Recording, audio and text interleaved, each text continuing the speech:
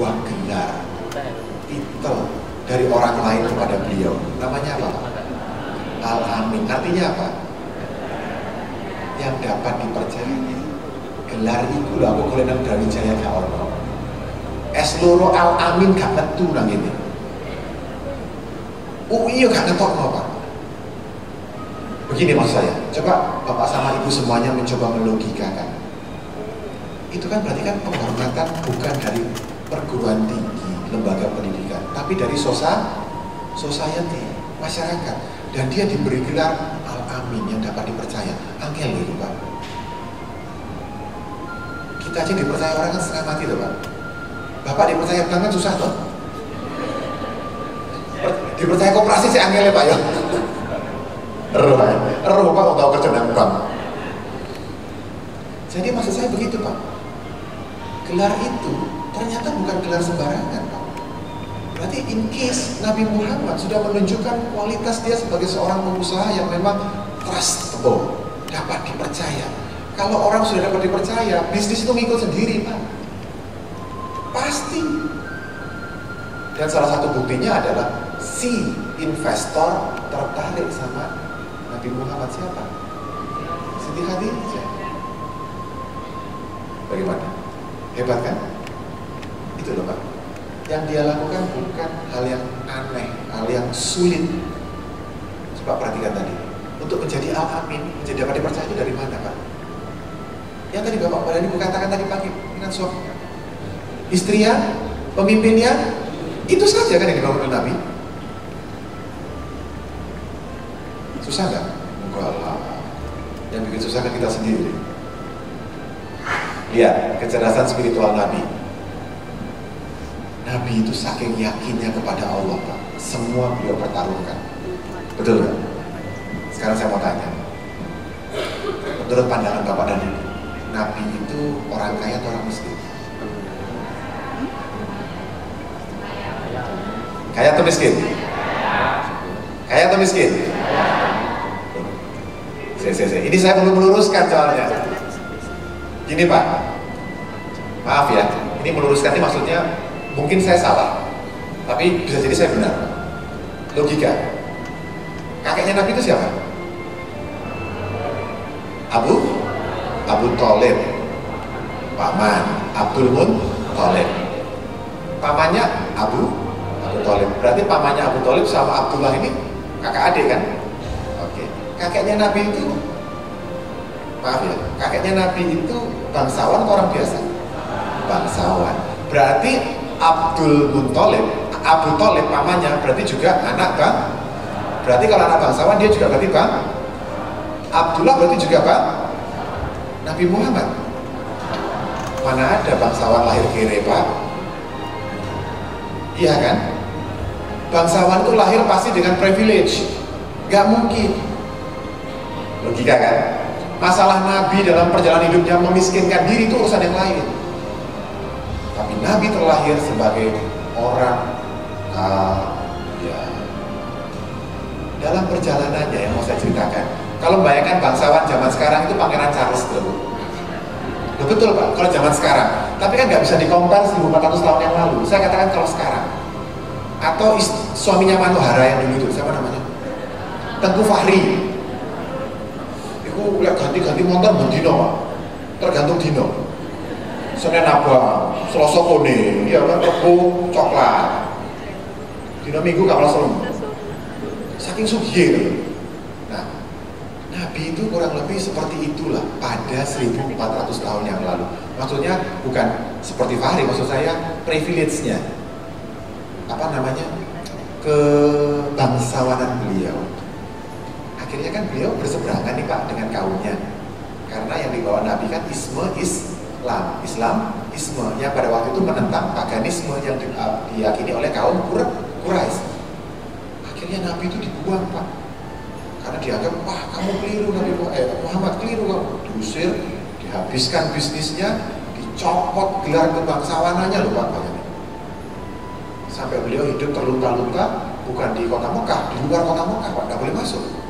Bayangkan. Dan beliau siap, tidak ada syarat. Kenapa? Begini Pak, Nabi itulah orang pintar Pak. Saking yakinnya kepada Allah. Karena Bapak dan Ibu, logika ya. Nabi dipanggil sama saudaranya, Muhammad, hentikan apa yang kamu lakukan. Kalau kamu mau menghentikan semua ini, apapun yang kamu minta, saya kasih. Kata Abu Sufyan. Terus apa kata Nabi? Jangankan kamu beri bulan di tangan kiri, bulan dan matahari di tangan kanan, aku tidak sudi menghentikan apa yang aku lakukan.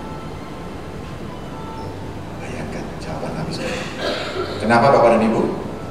Coba Anda pikir. Kalau Bapak dan Ibu semua meninggal nanti dan kita semua masuk surga, Bapak dan Ibu semua akan dapat jatah satu orang satu planet untuk Anda ambil. Ada yang menolak? Mau kan? Begini logikanya. Satu orang satu planet. Jumlah matahari dalam satu galaksi berapa Pak? Berapa? 100 miliar. Dalam satu galaksi itu ada 100 miliar matahari. Jumlah manusia dalam bumi ini ada berapa Pak? 7 miliar. Artinya apa Pak? Artinya apa Mas Irfan? Artinya sosok 93 miliar akan aku tunjukkan kepada bahwa Al-Quran itu benar. Apakah Tuhan tidak cukup buat kamu? Iya, Allah sedang tanya sama kita hari ini Mas. Apa yang kurang dari kamu? Apa yang kurang dari aku? Malu Pak, kalau saya baca ini saya malu Pak. Malu Pak. Matematika kan ini Pak, melulu hitung-hitungan kan. Bayangkan, demikian yakinnya Nabi Muhammad kepada Allah. Dia korbankan semua. Manusia paripurna. Assalamualaikum ya Rasulullah. Assalamualaikum ya Rasulullah. Assalamualaikum ya Rasulullah. Luar biasa kan pelajaran yang beliau berikan kepada kita untuk menjadi manusia paripurna. Bapak dan Ibu yang saya hormati, bayangkan apa yang telah dilakukan beliau dan bayangkan apa yang sudah kita lakukan pada hari ini.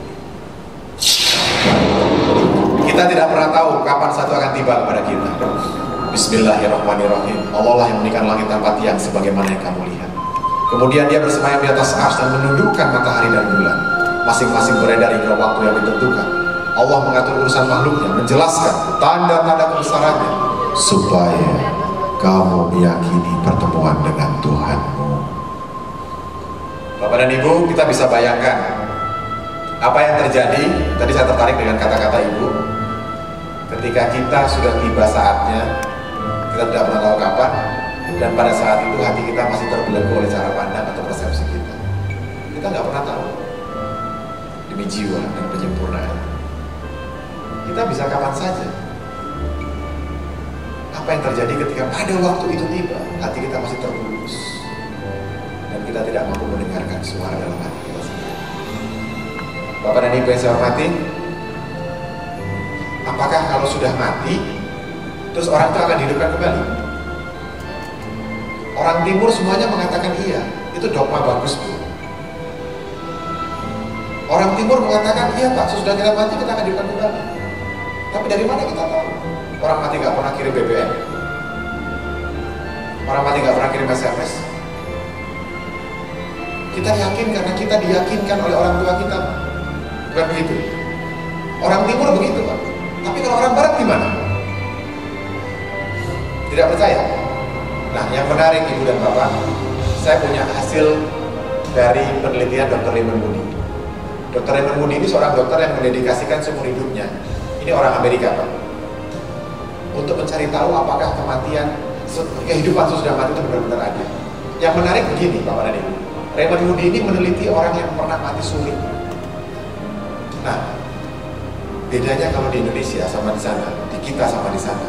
Kalau orang sana itu dimintai keterangan itu susah, karena mereka kalau bicara nggak ada buktinya, lama-lama mereka dianggap orang gila. Dan kalau orang gila itu negara berhak menangkap, dimasukkan rumah sakit jiwa. Kalau kita enggak, Orang ngomong semakin gak ada buktinya, semakin menarik, masuk TV lah, dibuat acara. Terus hebatnya lagi, ditantang sama ibu-ibu. Berarti mereka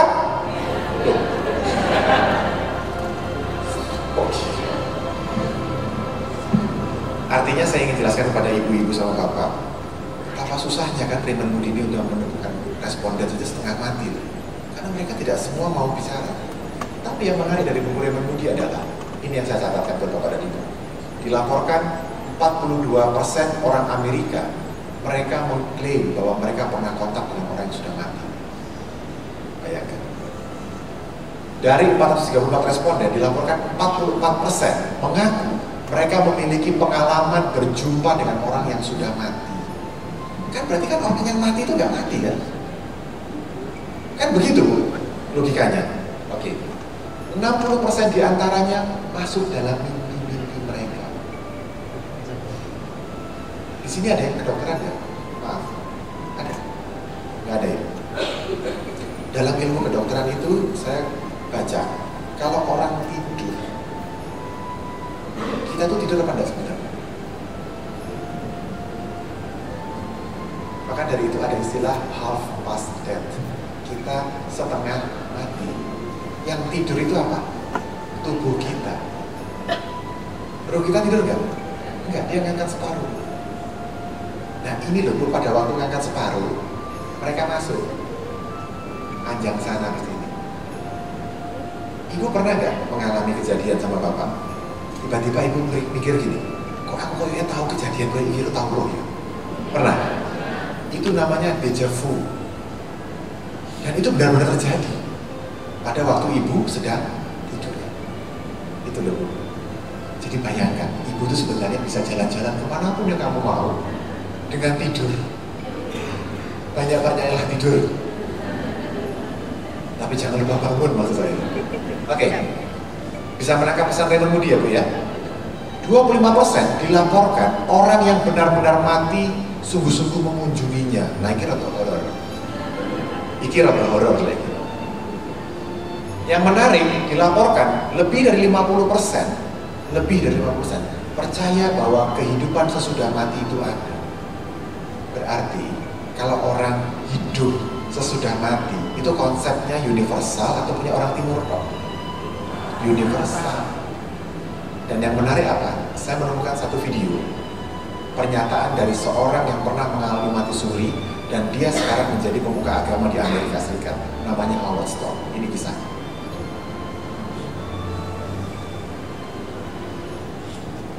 You feel like you're about to die. You lose consciousness. Your spirit seems to leave your body. You travel down a dark tunnel towards a light-filled place. Within seconds, your entire life flashes before you. In the distance, you hear someone calling your name. Suddenly you're pulled back. You open your eyes. You've returned from the dead. Is this a dream? Is this an hallucination? Or could it actually be a glimpse of the afterlife?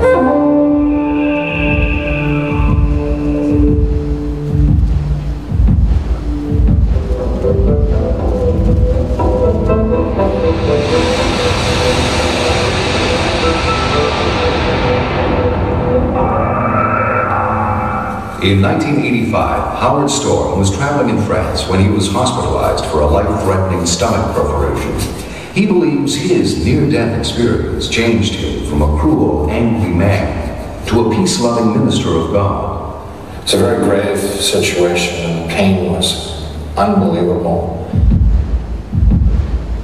Nurse came into the room that night and said that they were unable to find a doctor to do the surgery, and so they would try and get one for the next day. I knew that I was dying. I said goodbye to my wife, and she said goodbye to me. We kissed, and I went unconscious. I woke from that unconscious state in this state of being, which was alive and well, no more pain in my stomach, standing next to the bed, looking at my wife, and in the bed was the shape of me, but it wasn't me. I tried to communicate with my wife and I couldn't communicate with her, and I tried to communicate with the other man who was in the bed next to mine. And he could apparently neither see me or hear me, and I heard people calling me. And I left the room and went into the hallway. They led me down the hallway on a very long journey into darkness. They started push and pull at me. I fought with them and fought back, and they started to torment me. Besides being torn up all over my body, the emotional pain of like what has happened to me, where am I? Unable to move, unable to get out of there, feeling like I was going to be in that place forever. This was absolutely no dream. This was not a figment of my imagination. I could hear myself saying, pray to God. I tried to think of that. In the darkness, the light appeared and became very intense, indescribably intense, and it overcame me and picked me up into itself. And I'm embraced by this being of light who is incredibly gentle and loving and powerful and good, and I feel an enormous sense of being known, and no experience of love that I've ever had in my life compared to this overwhelming sense of being loved, and I'm crying like a baby at the joy of being rescued, and he carries me out of that place, and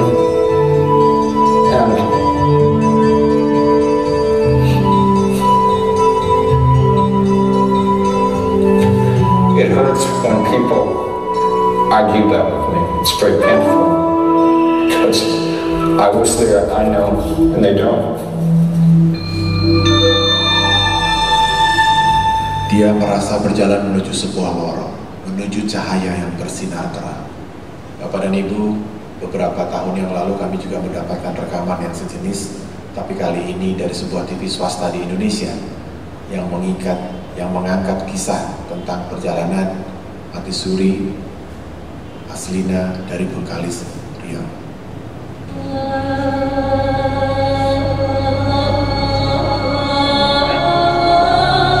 Apakah Anda percaya bahwa ada orang yang sudah dinyatakan meninggal ternyata bisa hidup kembali?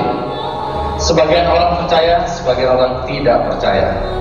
Kick Eddy kali ini mengangkat kisah pengalaman orang-orang yang pernah mengalami mati suri. Salah satu di antaranya adalah Aslina dari Bengkalis, Riau.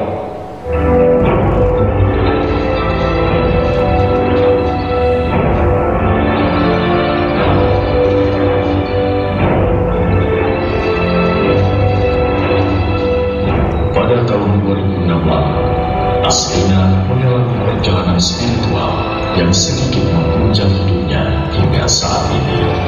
Hal ini diawali saat wanita kelahiran Bengkalis ini menderita hipertiroid atau sakit gondok pada usia 20 tahun. Aslina harus menjalani pengobatan di Rumah Sakit Mahkota Medical Center, Malaka, Malaysia, ditemani sang paman Rustam Effendi. Saat mencapai kondisi kritis, Rustam Effendi harus menyaksikan bagaimana Aslina koma.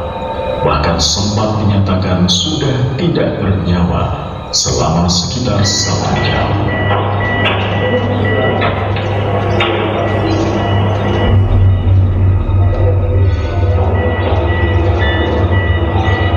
Hingga akhirnya mesin deteksi jantung kembali bergerak, menandakan adanya denyut kehidupan pada raga Aslina. Dan temannya pun bergegas memanggil bantuan untuk menyelamatkan Aslina.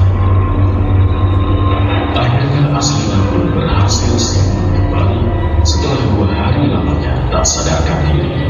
Staf Dinas Perindustrian dan Perdagangan Kabupaten Bengkalis, Riau ini berusaha mengambil hikmah dari sejumlah perjalanan spiritual yang diakuinya terpapar di depan matanya saat berada di atas 2 dunia. Waktu itu paman saya membawa saya ke rumah sakit lagi ya, ke IMC. Terus saya dirawat di UGD. Kapan terakhir Anda masih sadarkan diri? Setelah koma. Anda ditemani oleh paman ya? Iya, paman. Iya. Saya sempat melihat detak jantung itu makin melemah dan mengalami garis lurus. Kalimat pertama diucapkan hari keempat itu, Pak, katanya, mati itu sakit Pak ya. Mati itu sakit ya. Apa yang Anda rasakan waktu itu? Rasa dada sesak, sakitnya tuh seperti ditusuk pedang, terus seperti kulit binatang, kulit Dikuliti gitu. dikuliti hidup-hidup. Sakit sekali waktu itu. Sakit sekali. Terus di dada saya terasa sesak. Apa betul waktu roh Anda itu dicabut dari kaki gitu, Iya. Anda bisa melihat jasad Anda? Sempat saya melihat jasad saya pada waktu itu, tapi sebentar. Saya disoal oleh malaikat itu dengan sebutan Ma ayyutuka. Siapa Tuhan? Tanya. Waktu itu roh saya menjawab, Tuhanku adalah Allah. Siapa pemimpinmu? Pemimpinku adalah Nabi Muhammad Sallallahu Alaihi Wasallam. Mana kiblatmu? Kiblatku adalah Ka'bah. Siapa kedua orang tuamu? Siapa saudara maramu? Terus saya diperjalankan. Setelah itu kedua orang malaikat ini memimpin tangan saya. Setelah itu akhirnya yang terakhir kali berzikir sekuat-kuatnya nada saya berteriak. Tiba-tiba saya merasakan detik jantung ya. Waktu itu mungkin paman saya yang menyaksikan. Waktu saya koma. Disitulah saudara Anda kembali ke jasad dan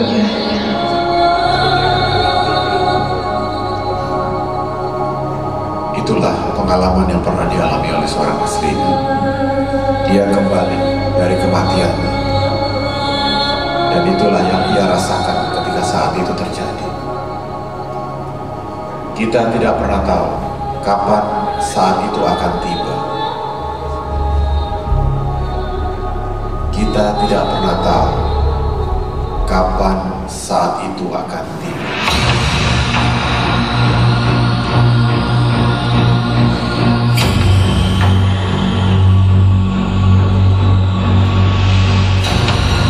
Siapapun kita, laki-laki, perempuan, tua atau muda, semua akan mati.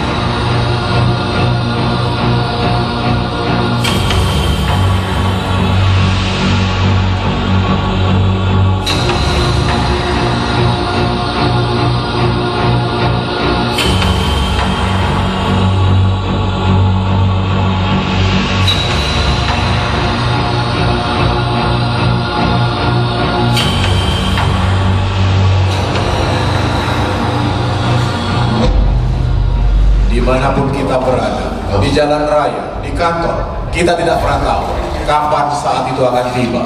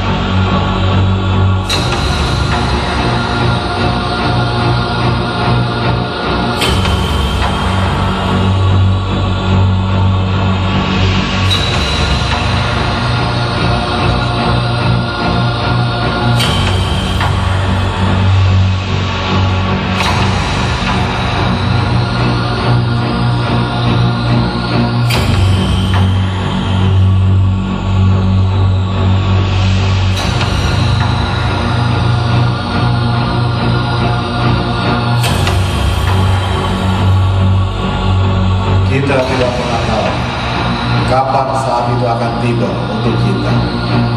Kita tidak pernah tahu.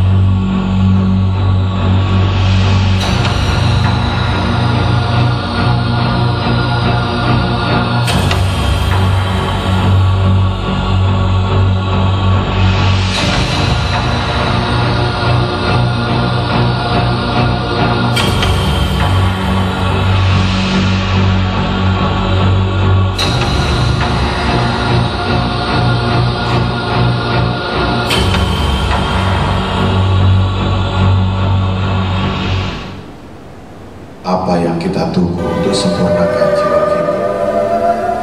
Apa yang kita tunggu untuk sempurnakan jiwa kita? Apa yang kita tunggu untuk sempurnakan jiwa kita, Bapak dan Ibu? Apa yang kita tunggu untuk sempurnakan jiwa kita? Apakah saat seperti ini yang kita tunggu untuk sempurnakan jiwa kita? Apakah saat ini yang kita tunggu untuk sempurnakan jiwa kita? Ketika semua kata-kata apapun sudah lagi tidak ada artinya. Apakah saat seperti ini yang kita tunggu untuk sempurnakan jiwa kita? Ketika tubuh kita sudah lagi tidak dapat bergerak.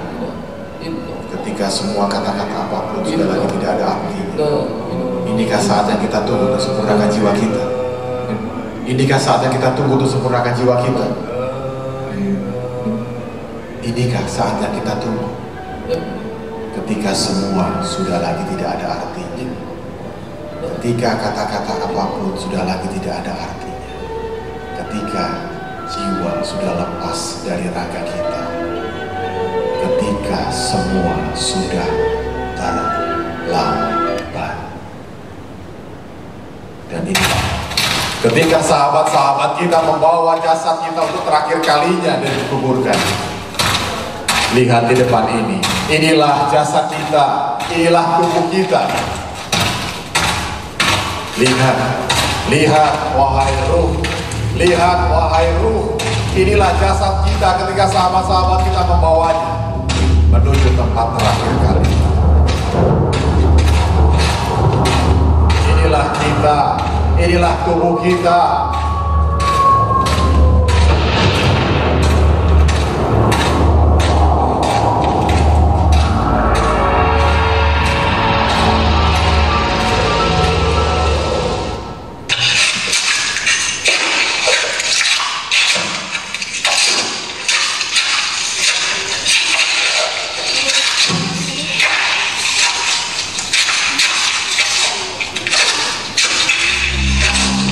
Perlahan tapi pasti tubuh kita telah terbungkus tanah.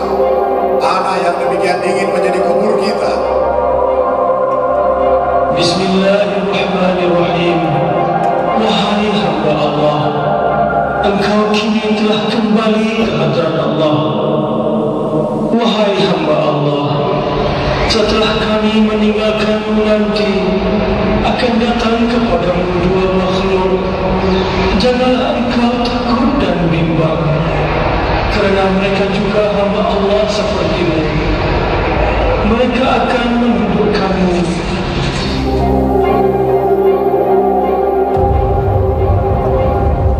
Dan mungkin ketika orang terakhir telah meninggalkan kubur kita, suara inilah yang akan kita dengar.